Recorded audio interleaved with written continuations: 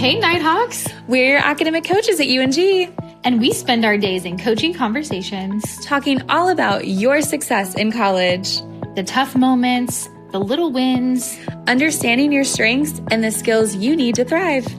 We're here to share real coaching moments, offer you practical strategies, and simple steps that you can apply today. We believe you have what it takes to succeed at UNG, and we're cheering you on every step of the way. This is Nighthawk Coach Talk. Hey Nighthawks, welcome back to Nighthawk Coach Talk. I'm your host, Hannah England, and I am here with our Executive Director of Academic Advising, Melissa Adams. Hey Melissa. Hi Hannah, thanks so much for having me. Thanks for being on. We're glad you're here. And we have a lot to talk about because advising is probably one of the number one resources or important things in college, at least in my opinion. I was going to say I'm biased, but I agree. Yes. Yes. Like you don't go through college without seeing an advisor and working on your degree plan and things like that. So we just want to talk about what advising is, what students know about it, don't know about it, and kind of what y'all do. So yeah, let's start with, if you had to describe or define advising, what would you say? Sure. So academic advising at UNG, specifically, every student at the university has a specific assigned advisor. That is their person. Their advisor is listed on their student accounts. It's in Banner, it's in their degree work. So it is their point person. It is based on the declared major. So if a student changes their major along the way, they most likely will change their advisor because advisors specialize in specific majors. Mm-hmm. And so you want to make sure that you're connecting with that person because they are specializing in your area to help you progress through that degree. But every student has an assigned advisor from the moment they're admitted, that they can work with that person pre-orientation, during orientation, and then post once they're enrolling with the institution. Most of our programs with the institution have what we call mandatory advising. So they are assigned to a professional advisor within our advising centers, and we do have advising centers on all 5 of our campuses. And so we utilize a blended advising model here with the institution. We have professional advisors, and we also have faculty advisors. There's also some departmental advisors. The College of Business has professional advisors in their units, and then Online Campus has professional advisors as well. But each campus does have a centralized advising center where my team, the professional advisors, are housed. And so most students who start with the institution have required advising with a professional advisor up to around 45 credit hours. And then once they've earned 45 credit hours, so after about halfway through their sophomore year, they will then transition to a faculty advisor in their department. And that faculty advisor serves more in sort of a mentor role, talking about internships and careers, and they have backgrounds in that area. So they're more content experts versus the first sort of year or so when you're working through the core impacts curriculum. Gotcha. So most students coming in will have a professional advisor through the academic advising office or academic center on each campus. And then after about 45 hours, they transition to a faculty advisor. Correct. Awesome. Correct. That's not all students, but most students have that format. Some students start directly with the faculty advisor. Okay. But that's just a few programs. Okay. Interesting. And you said you know how to find your advisor through your Tran Guide, through Degree Works. Yes. So it's posted in those 2 places are the main points of contact. So if you look on your Student Tran Guide and Banner, it's always listed there. The helpful part on the Student Tran Guide, it lists not only their name, but their email address, and there's also a link there that you can click the link to make an appointment directly with your advisor. So that's a really good place to find everything in one location. But also if you just look at your degree works, they're going to be listed there at the top as well. Okay, perfect. So I know sometimes students have misconceptions about what advising is. Like they're coming in from high school or might have been from previous institutions, and it could look very different. So what are some of those common misconceptions you see? Well, I think you hit on what's the most common one. So most students, when they're transitioning in directly from high school, are used to that high school format to where the student is giving a little bit of input, but then the high school counselor is really building everything and their schedule. You're not an active participant in that for the most part. You're receiving your schedule, and then you maybe go and have very brief conversations with most of your high school counselors.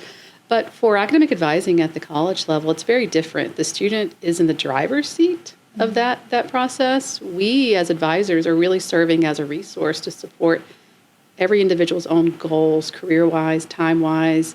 So we are going to tailor what we're talking about, what we're discussing, what we're recommending based on what the individual student is looking for. So it's a much more interactive process with college academic advising.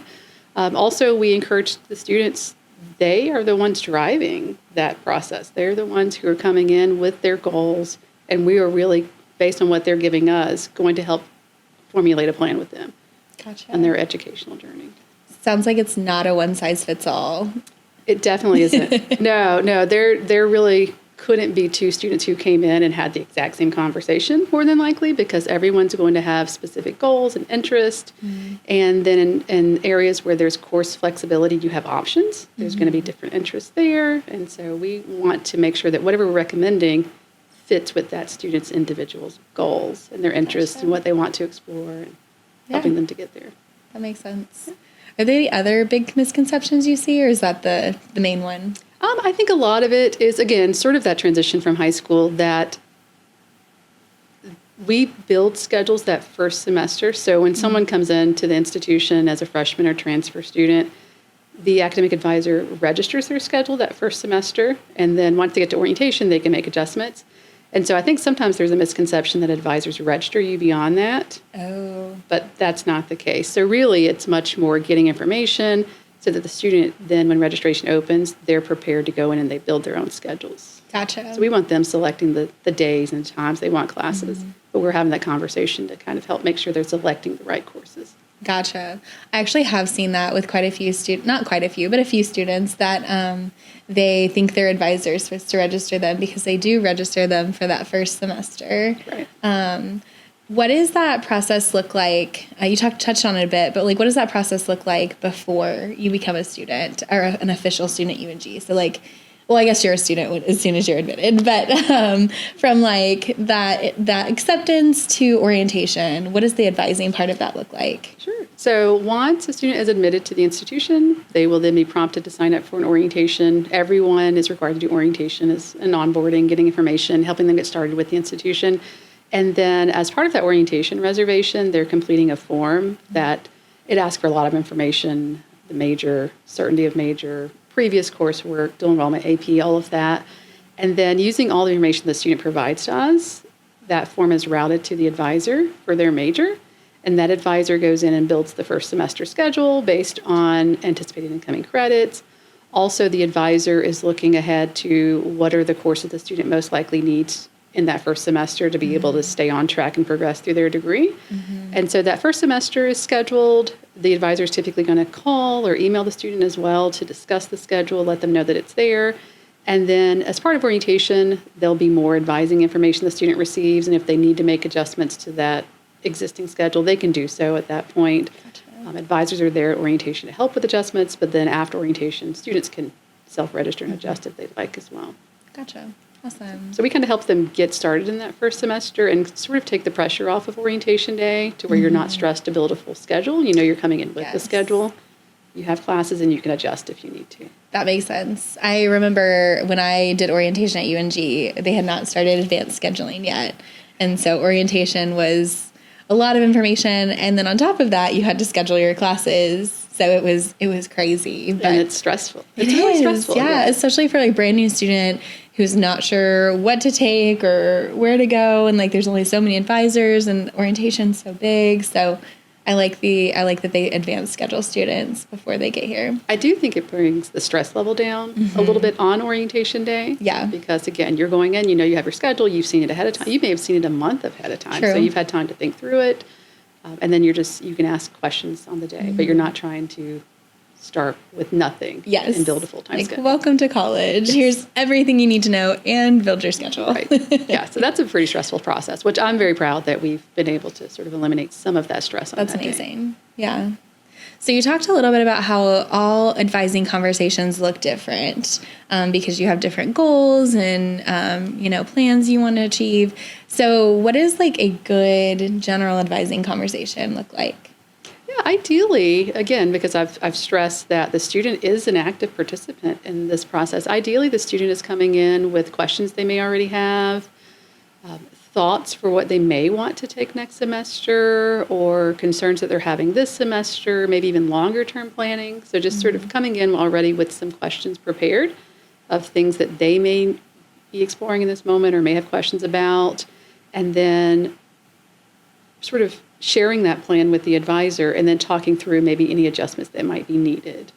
I think that's always a more productive meeting because the student has already thought through and thought about their options, and then the advisor is kind of giving feedback of, oh, this is good in this semester, or wait to the following semester, depending upon course sequencing. But they are really just having more of a conversation. Yeah. I think that's important. You mentioned prepared. Even if you don't know exactly what you want to take or think, like that's what your advisor's there for, but coming in with an idea of like, these are my goals, these are things I'm interested in, then you can build that with your advisor. Certainly. And there's no pressure to know what specific schedule you might want to talk through next semester. It really is just sort of sharing the information maybe of if you know you need a science and a math course, but you know you want to separate those so that you can spend additional time studying.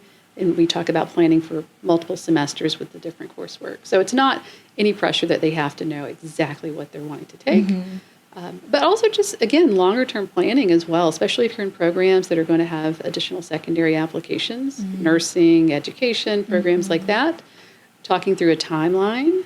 And then I think it's important, too, for students to ask themselves questions of, am I still in the right major? Is this what I'm wanting to pursue? Because it's also okay to pivot when you need to, or recognize, oh, what I thought that I wanted to do is not what I want to do now. And that conversation earlier is good. But also just sort of letting the advisor know, how many credit hours do you want to take per semester? How much are you working? What's a realistic schedule? And then looking at that long-term timeline. Or do you have a definitive timeline that you want to graduate by this certain deadline? And then helping a plan on that. So kind of thinking through those things, not that you have to exactly know the answer. That helps the engagement in the process of making that individual plan. Yeah. I love that you mentioned, like, you might have the goal of graduating in a certain timeline, but you also might have other things going on, like families or jobs or, and it doesn't mean you have to take 15 hours every semester.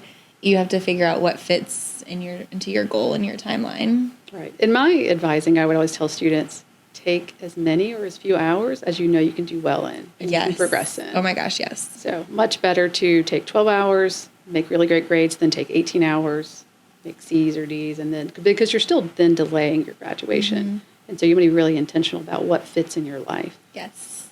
Yes, both like physically fits and then also mentally fits in your life too. Absolutely. Yeah. I mean, there are so many commitments, as you mentioned, childcare, family obligations, there's social engagement, working. A lot of the students are working. Yeah. And it's hard to navigate both working and family and school. And so finding that good balance for you and talking through that with an advisor is a good place. Right. And I would also say never compare yourself to your friends or anyone else in your class, because everyone, they're leading different lives. So just because another student's taking 15 and you're taking 9 in that semester, that's fine. That's your success. Absolutely. Yeah. I love that. I think we all need that reminder every once in a while. Don't compare. Don't compare. So we've talked a lot about like looking at classes, degree planning, future planning. What are some other things that advisors might help with that students may not realize? Sure. So I think a lot of what we do that that's not fully understood in the beginning is connecting to resources on campus. So a lot of times students only think about advising in terms of course selection, which I know is what we've talked about a lot right now, but it's also your centralized person in a centralized office that will connect you to anything on campus. So if you have questions and you come in and you ask about financial aid, we're not going to answer your financial aid questions, and you don't want us to, but we're going to be able to give you the contacts and directions and get you over to the office that can do that. Academic deans, so if there's questions about course material, things going on in the classroom, we can connect you with the academic department that can assist with that. Student involvement, so students who have interest and want to make connections on campus, we can help give referrals for that. So a lot of it is simply connecting students with the resources on campus. And academic advising is amazing in terms of we know so much about all the different departments and what they're doing and how students can benefit from that. So we do a ton of referrals, counseling, just everything that you can think of. Through conversations, we realize, oh, were you aware of this resource? And a lot of times students aren't yet. And so connecting them to those resources is a huge part of what we do as well. Yeah, that makes total sense because it's the one person that you almost usually have to see as a student, which not in a bad way at all, but that is a good place to make a connection with that advisor so then they can support you in other areas, like you said, financial aid, counseling. I know a lot of students don't know where to turn sometimes because they're in a new place and college is hard.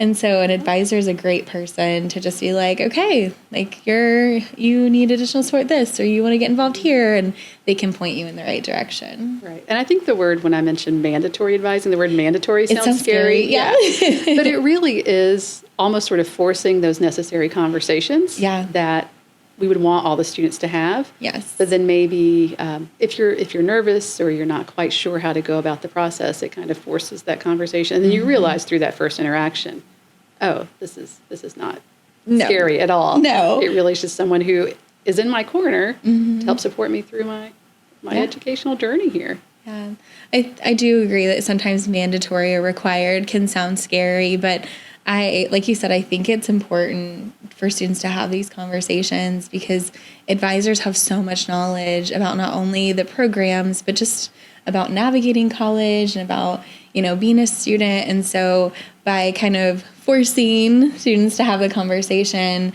I think it opens so many doors that may not be there. And I know a big thing that I see is students don't want to ask for help. They're like, I got to figure this out on my own. I have to be able to know this. And so having a mandatory advising almost like forces them to ask for help because that advisor is open and willing to answer any questions. Absolutely. And we find too, once a student typically has that first meeting, they recognize it's not necessarily what they thought it was. Yes. And typically, we'll have students who meet very frequently with their advisors 4 or 5 times a semester sometimes because that is their contact person. Absolutely. To help them. Yeah. I feel like we see that in coaching too. People are like nervous the first time and they're like, oh, that's what coaching is. That's good. I'll come Once back. they peek through the door, they recognize, oh, okay. yes. I like absolutely. We've kind of touched on most of the things that students see advisors for. Is there anything that we haven't mentioned? So we talk about a lot of what we can do as well as policies. So we've talked previously about future planning, but also in the semester. So, for example, let's say a student is in a course and they're recognizing this is not what I thought it was, or maybe there was a situation where they had to be absent and they've fallen behind and they're having a hard time catching up. You talk with your advisor about policies of what if I needed to withdraw from this course? What are the options for that? When can I retake it? Sequencing. So a lot of it is just also policies with the institution as well in the current semester, not just, you don't have to only talk with them about future planning. We're available to talk about what's going on in the moment and what we're dealing with in that moment because we may have met a month ago and then life circumstances changed and we need to pivot for something. Yeah, that makes sense. And I think coming to see an advisor early is important, like rather than waiting to the end of the semester. Absolutely. I always encourage students, if you can, meet with your advisor before the withdrawal deadline, for sure. Absolutely. That way, it's always nice too if you've gotten your first test back and you kind of have a feeling for how you're doing, but talk with them before the withdrawal deadline and then be honest as well. It is completely fine to admit, I am struggling in this course, or I signed up thinking it was going to be this. It is not that. And have those honest conversations because we're not judging. We've all been through college and we recognize how challenging it is. And most of us have withdrawn from a class or failed a class or somewhere along the way have stumbled as well. So we're very sympathetic. We're not there to judge. It's the judgment-free zone of here's where we are. How do we handle that? Yeah. Well, if you had to give one piece of advice to students about advising, what would you say? I would say, one, check your email. Yeah, I know that the institution says that. But really, your advisor is sending information, anything that's pertinent, your major. Sometimes you'll just get major-specific information. Also, if you have an advising hold that goes on, we will email you. We're going to give you guidance. We will send reminders. As a department, we send reminders about important dates and deadlines. So checking that email will help you already be on top of it and see all the information that we're wanting to share. But also just being proactive, being engaged in the process, coming in and thinking of it as a two-way discussion. We are not wanting to dictate to students of you must do this and this and this semester. We're really wanting it to be a two-way conversation and then giving them information to meet whatever their goal is. So I would just say being really proactive. Reach out, come in if you have questions. If you're uncertain, don't be scared. Ask questions. Yeah. And it's scary to ask questions. It is. But once you sort of peek through that door the first time, then you recognize, oh, that person is there to help me. Absolutely. Well, on this podcast, we are all about small steps that you can take. And I know we've talked about a lot of different steps. But what do you think is one maybe small step a student who's listening could take today?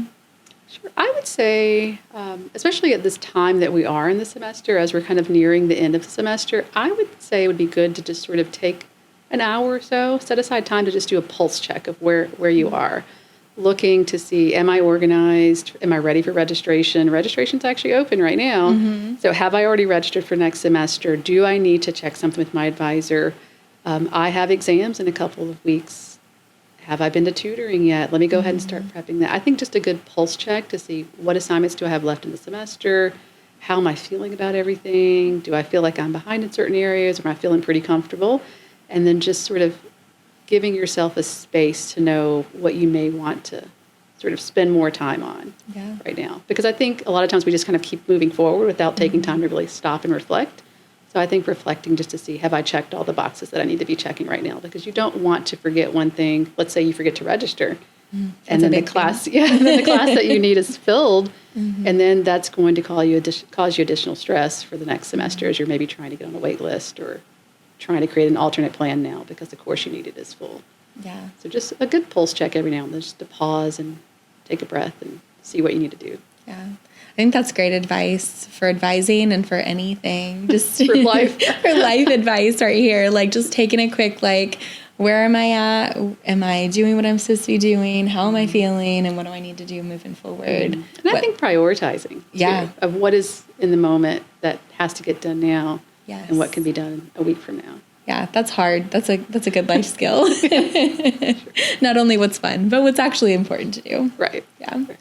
Awesome. Well, thank you so much for tuning in for this episode of Nighthawk Coach Talk. And thank you so much, Melissa, for joining us. Yeah, this has been great. Thanks so much for having me. Advising is so important, y'all.